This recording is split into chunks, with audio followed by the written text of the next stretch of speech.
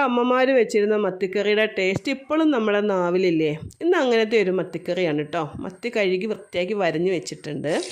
ചട്ടി അടുപ്പത്ത് വെച്ച് വെളിച്ചെണ്ണ ഒഴിച്ച് ചൂടായപ്പോൾ ഉലുവ ഇട്ട് പൊട്ടിച്ചു. അതിലേക്ക് 2 ചെറിയ ഉള്ളി അരിഞ്ഞതും കൂടി ഇട്ട് കൊടുത്ത് ഒന്ന് ഇളക്കിയ ശേഷം വെളുത്തുള്ളി ഇഞ്ചി അരിഞ്ഞതും കൂടി ഇട്ട് കൊടുത്ത് നന്നായി ഒന്ന് ഇളക്കിട്ടോ. അതിലേക്ക് മഞ്ഞൾപ്പൊടി മുളക് പൊടി ഇട്ട് പച്ചമണം മാറോളം ഒന്ന് ഇളക്കി കൊടുത്തു.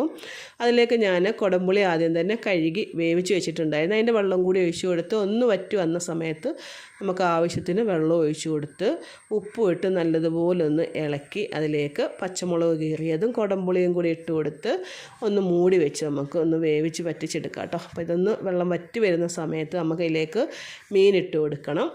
മീനിട്ട് കൊടുത്തതിന് ശേഷം നല്ലതുപോലെ ഒന്ന് ഇളക്കുക. എല്ലായിടവും മീനിലെല്ലാം അരപ്പ് പിടിക്കത്തക്ക രീതിയിലൊന്ന് ഇളക്കി കൊടുത്തതിന് ശേഷം നമുക്ക് അടുപ്പത്ത് വെച്ചൊന്ന് മൂടി വെച്ച് വെള്ളം വറ്റിച്ചെടുക്കുക കേട്ടോ.